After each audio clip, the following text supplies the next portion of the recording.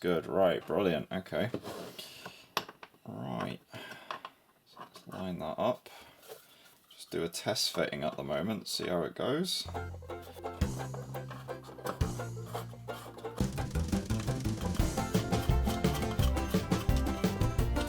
One side on. Oh yeah, that's looking pretty good. You can see how these holes line up just nice. Rightfully so. I did measure them. Yeah, there we go. Right, okay. So this is looking a bit more boxy now, isn't it? It's coming together nicely. And if we have a look, you see how these bolts fit in to the little recesses I designed. I'm just moving it about a little bit on camera as well, so you can see the general fit. So I recessed them a bit so they don't protrude too much.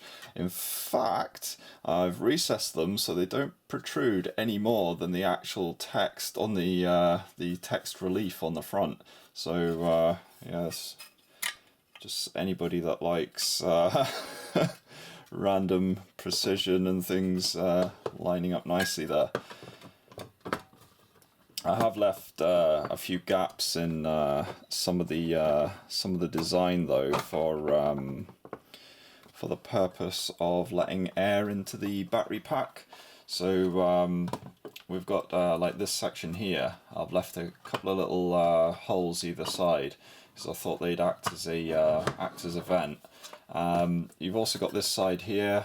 What I could have done is I could have like marked these points here, cut into the metal, cut some strips off, so this also had a sort of trapezoid shaped or skip shaped like little tabs sticking out, and that would have made it sort of fit in completely sealed. But I do actually want a little bit of airflow, in all fairness. I mean, yeah, I don't know. I just think it's a bit odd that this was completely sealed in. I know this probably needs airflow more than they do, but yeah. Something else we also did as well is we've trimmed off the tabs that used to be on this. So you can see how it's got two gaps now. So this is going to be a bit flatter for when it's mounting on top of the this, and yeah, it should line up quite nice. Nice.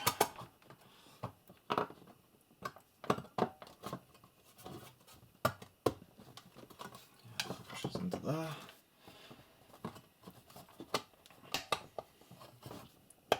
So obviously, with this being like two parts, I'm going to build a reinforcement for that before we're finished. But you can see how already this all pushes together, looks nice and boxy, and then this will pretty much just plonk in there, and that's going to go on the top. You can see it's starting to look kind of battery packish, which is good. So since we were last on camera, I've hit this with some black paint, and this is why I was saying to you guys that I decided to make it out of white first, because by giving a little light sand to the text, we've managed to reveal it. It stands out quite nice.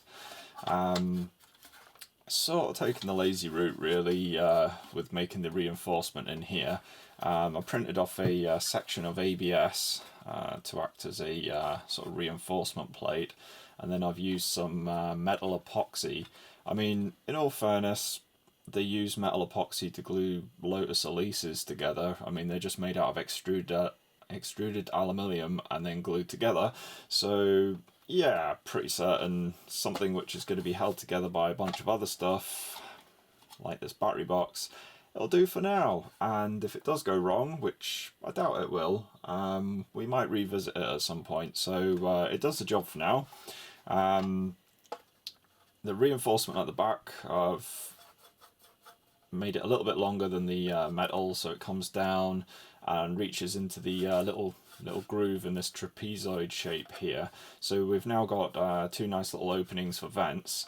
What I might do is stick a little bit of mesh behind, because I mean, the old battery pack, it was completely sealed in all fairness, to stop any like grass cuttings and stuff like that getting in.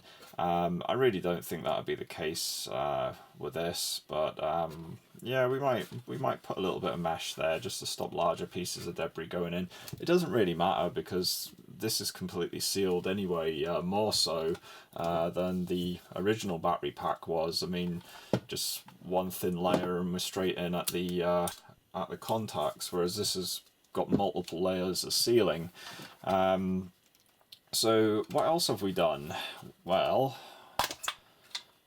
the original plastic posts, obviously they were designed for some small screws to hold the whole thing together. And what I've done is I've gone in with a 4.5mm drill bit in order to open these up, and I've also drilled them further down because, and in the essence of keeping things accessible for people making things out of bits they have around the house, we're going to use these wood screws in order to hold it all together. It may sound a bit unconventional to some people, especially the professional engineers amongst us, but it does do the job in all fairness. I mean, the threads will bite into this plastic without splitting it or breaking it, providing you screw it together carefully. These are high tensile steel as well, so they're not just some budget brand screw, and they do have slight shaping to the ends, which is designed to cut into wood fibers. So they'll do exactly the same thing on the plastic. They'll essentially tap themselves into the plastic quite nice without causing it to split apart. So yeah, these will do nicely to hold it all together. Might hit this with some black paint just before the project's over. But yeah, aside from that, we need to get a little bit of padding just to stop this from rattling around inside here. And then yeah, we're gonna screw it all together. So let's get going. So for the padding, I'm going to be using this, it's a tool tray anti-slip matting. It's breathable, it's got holes in it, it's nice and durable, it's foamy, and it's got a nice sort of tendency to grip to stuff as well, obviously with it being a grip mat. So yeah, I think that'll be ideal for building a little bit of padding to put in here. So what we're going to do is we are going to just measure out roughly the size of the battery pack, probably with a little bit extra. We'll cut this in half, that seems about right, and then we'll start creating the padded environment for it. Its own little padded cell, because it's crazy. Again, if you guys want to see me do something completely nuts with a strimmer, I mean, this is a little bit nuts, but it's not as nuts as it could be. But if you want me to see me do something nuts with a strimmer, let me know, get it in the comments down below.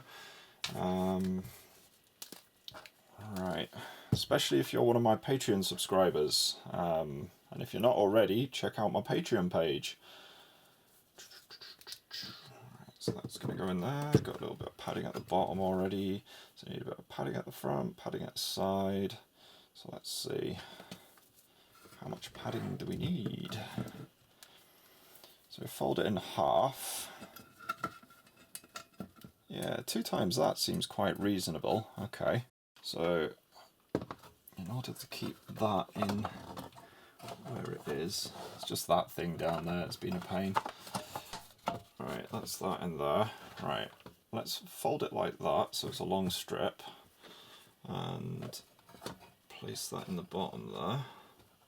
So it's like that. Then carefully bring that round. Aha, there we go. So we've got a nice bit of padding either side there. Then we just need to address the top and bottom there, although we want this connector padded as well.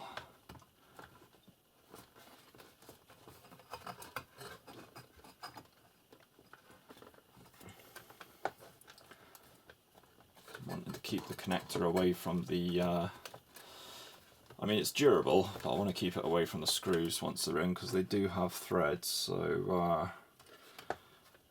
that are quite sharp, but it should be fine just there. Yep, that'll do. That's only the XT connector that's in the way there, so that'll be fine. And then, right, which way do we want this? So yeah, let's fold that in like that a little bit, and then fold that over like that. And that'll act as a nice bit of padding for the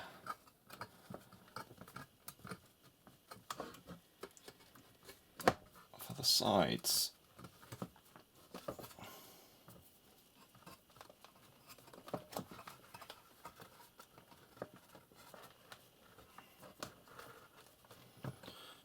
Popping it all down, sliding it down slowly. Use the scissors to help poke it down a bit. Not using much pressure here, I'm literally just letting the grippiness of this grab the side of the scissor. I'm kind of doing that really. So yeah, just letting it slide down on its own. Yeah, it feels nice and padded. Right, so to line these up as well, these will have to be lined up by hand at first, because they are just sort of freestanding, if you like. So after a spot of groping around and oh yes, locating these screws into place, we're now ready to screw it all together. So just gonna manually screw these in. So with a bit of persuasion, we now have something that looks pretty much battery pack-ish. Much better than it did before, and quite robust if I say so myself. Did say throw a bit of paint on these at some point, but let's check the voltage. So we've got the multimeter here set to 200 because it's over 20 volts. Negative to negative, positive positive, and you can see we've got a nice 24.9 volts. So I think only one thing left to do. Let's go try it out. So we've got the battery, we've got the strimmer, we've got some words on the shirt, so let's get cracking.